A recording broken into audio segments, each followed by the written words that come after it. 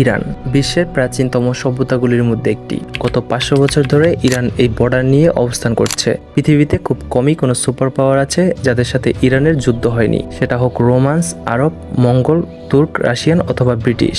প্রতিটি super power ইরানকে জয় করতে চেয়েছে। এর থেকে বড় কারণ ছিল ইরানের অবস্থান। ইরান দুনিয়ার ক্রস রোডের মধ্যে পড়ে।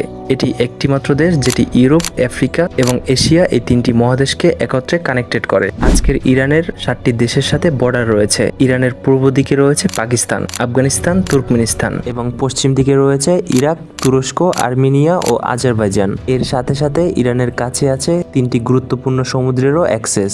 ইরানের উত্তর দিকে রয়েছে ক্যাসপিয়ান সাগর এবং দক্ষিণে পার্সিয়ান গালফ ও গালফ অফ ওমান।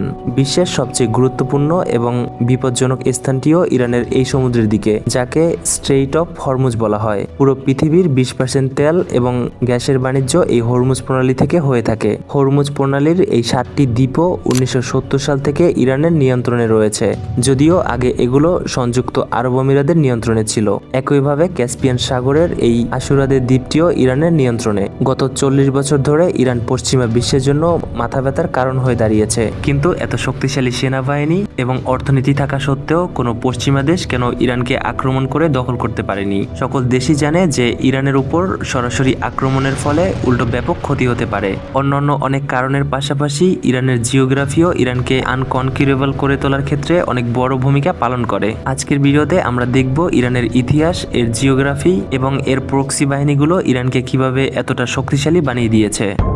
সবার প্রথমে আমাদেরকে ইরানের জিওগ্রাফি সম্পর্কে বুঝতে হবে। জাগ্রস পর্বতমালা, যা ইরানের দক্ষিণ ও পশ্চিম দিকে অবস্থিত, যা ইরানের উপকূল রেখা থেকে ইরাক এবং তুরস্ক পর্যন্ত বিস্তৃত। এই পর্বতমালা ইরানকে দুর্দান্ত প্রাকৃতিক সুরক্ষা প্রদান করে। এই পুরো অঞ্চলটি খুবই পাথুরে এবং উঁচু পাহাড় দ্বারা বেষ্টিত এবং যা অতিক্রম করা একেবারে অসম্ভব বলা চলে। যুদ্ধ বা আগ্রাসনের সময় এই পাহাড়গুলো একটা বড় প্রতিরক্ষা দেয়াল হিসাবে ইরানের জন্য কাজ করে। এই পর্বতমালা ইরানকে কতটা সুবিধা করে, যা 1919 সালের ইরাক-ইরান যুদ্ধ দেখলেই বুঝতে পারা যায়। যখন তারা ইরান আক্রমণ করেছিল, তখন তাদের পরিকল্পনা ছিল প্রথমে খুজেস্তান প্রদেশ দখল করা এবং এরপর এখান থেকে ইরানের বাকি শহরগুলি দখল করে ইরানিয়ান রেভলিউশনারি বিপ্লবের পতন ঘটানো। কারণ সমস্ত আরব দেশ ভয় পাচ্ছিল যে ইরানের এই বিপ্লব আরবের অন্যান্য অঞ্চলও ছড়িয়ে পড়তে পারে। কিন্তু ইরাকি সেনাবাহিনী 2 বছরের মধ্যে ইরানের মাত্র এতটুকু জায়গা দখল করতে পেরেছিল। তারা সর্বোচ্চ চেষ্টা করেছিল জাগ্রস পাহাড় অতিক্রম করে ইরানকে দখল করার, কিন্তু তারা শেষমেশ ব্যর্থ হয়। আর এরপর ইরানও ইরাকের সেনাবাহিনীকে পেছনে পুশ করে ইরাকের ভিতরে ঢুকে যায়। কিন্তু এখানে ইরানও একই সমস্যার সম্মুখীন হয়েছিল। যেখানে ইরাকি সেনাবাহিনী তার শহরগুলি থেকে সহজে সাপ্লাই পাচ্ছিল, সেখানে ইরানি সেনাবাহিনীকে সাপ্লাই পাঠানো খুব কঠিন হয়ে পড়ে, কারণ ইরানের সমস্ত প্রধান ডিপো এবং শহরগুলো ছিল জিগজ্যাগ পর্বতমালার অন্যদিকে। এ কারণেই 8 বছর এই যুদ্ধ চলার পরও কোনো ফলাফল ছাড়াই শেষ হয়েছিল। একইভাবে ইরানের উত্তর দিকে ক্যাসপিয়ান সাগরে রয়েছে আলবর্জ পর্বতমালা, যা ইরানের উত্তর দিক থেকে ইরানকে সুরক্ষা প্রদান করে।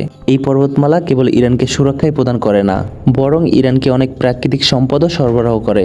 এই দুটি পর্বতশ্রেণীতে ইউরেনিয়াম, রূপা, তামা এবং দস্তার বিশাল প্রাকৃতিক রিসোর্স রয়েছে। ইরানে বিশ্বের সবচেয়ে বেশি দস্তার মজুত রয়েছে।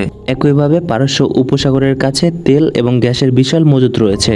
ইরানে বিশ্বের তেলের 10% এবং প্রাকৃতিক গ্যাসের 15% মজুত রয়েছে। ইরানকে সুরক্ষা প্রদানকারী আরেকটি বিষয় হলো এর 250 কিলোমিটার দীর্ঘ এই কোস্টলাইন, যা দুটি সমুদ্রের মধ্যে বিভক্ত। ইরানের বৃহত্তম সমুদ্র বন্দর বন্দর আব্বাস বিশ্বের বৃহত্তম চোক পয়েন্ট। এটি হরমুজ প্রণালী থেকে মাত্র 70 কিলোমিটার দূরে অবস্থিত। এই পয়েন্টটি ইরানের বৃহত্তম ভূরাজনৈতিক কৌশলের একটি। ইরান যদি তার নৌবাহিনীর মাধ্যমে এই পয়েন্টটি আটকে দেয়, তাহলে সমগ্র বিশ্বের অর্থনীতি ভেঙে পড়বে, কারণ বিশ্বের জ্বালানি সরবরাহের 15% এখান দিয়ে ইউরোপ এবং এশিয়াতে যায়। এখন যদি আমরা ধরে নেই যে কেউ এই ডাক লাইন এবং এই দুটি পর্বতমালা অতিক্রম করে ইরানের ভিতরে ঢুকেও যদি যায়, তাহলে এখানে দ্বিতীয় বৃহত্তম বাধা হলো দাস্তে লুত এবং দাস্তে কাবির মরুভূমি। লুত মরুভূমিকে the hottest desert in the ওয়ার্ল্ডও বলা হয়ে থাকে, কারণ 2005 সালে এখানে 70 ডিগ্রি পর্যন্ত তাপমাত্রা রেকর্ড করা হয়েছিল। আর এই কঠিন জিওগ্রাফির জন্যই ইরানকে দখল করা ইম্পসিবল হয়ে পড়ে।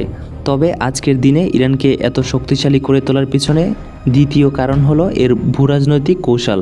প্রথমত যদি আমরা ইরানের জনসংখ্যার দিকে তাকাই তাহলে দেখা যাবে এর জনসংখ্যা প্রায় 90 মিলিয়ন, যার মধ্যে 95% শিয়া মুসলিম। ইরানে 62% পার্সিয়ান, 16% আজেরি, 10% কুর্দি এবং বাকি 12% বেলুচ, আরব ও তুর্কি জাতি রয়েছে। 1979 সালের শিয়া বিপ্লবের আগে ইরান একটি উদারপন্থী দেশ ছিল এবং এই অঞ্চলে আমেরিকার একটি অত্যন্ত শক্তিশালী মিত্র ছিল ইরান। সেই সময় আমেরিকা ইরানকে সামরিক জেট পর্যন্ত সরবরাহ করত। কিন্তু ইমাম খোমেনির শাসনের পর ইরানের সমস্ত রাজনীতি বদলে যায়। আপনি জেনে অবাক হবেন যে 1979 সালের আগে ইরান এবং ইসরায়েলের মধ্যে খুবই ভালো সম্পর্ক ছিল। প্রকৃতপক্ষে 1948 সালে ইরান ছিল দ্বিতীয় বৃহত্তম মুসলিম সংখ্যাগরিষ্ঠ দেশ যারা ইসরায়েলকে স্বীকৃতি দিয়েছিল। কিন্তু ইমাম খোমেনি ক্ষমতায় আসার পর তাৎক্ষণিকভাবে ফিলিস্তিনিদের সমর্থনে সোচ্চার হয়ে ঘোষণা করেন যে এখন থেকে ইসরায়েল ইরানের 1 নম্বর শত্রু হিসাবে বিবেচিত হবে এবং ইরান ইসরায়েলের সাথে সমস্ত ডিপ্লোম্যাটিক সম্পর্ক বন্ধ করে দেয়। ইসরায়েলের সমস্ত ফ্লাইটও বাতিল করা হয় এবং তেহরানে অবস্থিত ইসরায়েলি দূতাবাসকে ফিলিস্তিনি দূতাবাসে রূপান্তরিত করে খোমেনি সরকার। আর এর ফলে ইসরায়েলের সাথে সাথে আমেরিকার সাথেও ইরানের সম্পর্কের অবনতি হতে শুরু করে। তবে সম্পর্কের এই অবনতি কেবল ইসরায়েল এবং আমেরিকার মধ্যে সীমাবদ্ধ ছিল না। শিয়া বিপ্লবের পর ইরানের আশেপাশের সমস্ত আরব রাষ্ট্র সতর্ক হয়ে যায়। তারা সকলেই ভয় পাচ্ছিল যে ইরানের এই বিপ্লব আরব রাষ্ট্রগুলিতেও ছড়িয়ে পড়তে পারে এবং ফলস্বরূপ তাদের রাজপরিবারের শাসনও পতন ঘটতে পারে। 1980 সালে এই সমস্ত আরব রাষ্ট্র ইরান আক্রমণ করার জন্য সাদ্দাম হোসেনকে সাহায্য করতে শুরু করে। এই মুহূর্তে ইরানও বুঝতে পেরেছিল যে যদি তাদের টিকে থাকতে হয় তবে তাদের আইডিওলজি অন্যান্য আরব দেশে ছড়িয়ে দিতে হবে, কারণ তাদের মানে আরব দেশ এবং ইরানের সবচেয়ে বড় শত্রু ছিল ইসরায়েল এবং এই সমস্ত আরব দেশগুলো ইসরায়েলের তীব্র বিরোধী ছিল। আর এ কারণেই ইরানের এমন কিছু করতে হতো যে ইসরায়েল থেকে ইরান অনেক দূরে থাকা সত্ত্বেও ইরান যেন ইসরায়েলকে হুমকির মধ্যে রাখতে পারে এবং এ কারণেই ইরান ইসরায়েল বিরোধী এমন সকল গোষ্ঠীকে সমর্থন করা শুরু করে যারা এন্টি ইসরায়েল অথবা এন্টি জায়নিস্ট ছিল, যেমন ফিলিস্তিনে হামাস, লেবাননে হিজবুল্লাহ, সিরিয়াতে ফাতিমুন ব্রিগেড, ইরাকে আল বাদাল এবং ইয়েমেনের হুথি। এই পুরো নেটওয়ার্কটিকে প্রতিরোধের অক্ষ বলা হয় এবং এই নেটওয়ার্কের মাধ্যমে ইরান ইসরায়েল এবং এমনকি আরব দেশগুলিকেও ইরানের বিরুদ্ধে কোনো পদক্ষেপ নেওয়ার আগে হাজারবার চিন্তা করার জন্য চাপ দেয়। এ কারণে যখন ইসরায়েল বোমা হামলা শুরু করে তখন হিজবুল্লাহ লেবানন থেকে এবং ইয়েমেনের হুথিরা ড্রোন দিয়ে লোহিত সাগরের মধ্য দিয়ে যাওয়া ইসরায়েলি এবং আমেরিকান জাহাজগুলিকে লক্ষ্যবস্তু করতে শুরু করে। ইরানের এই প্রক্সি যুদ্ধ কৌশল এটিকে বেশ বিপজ্জনকও করে তুলেছে।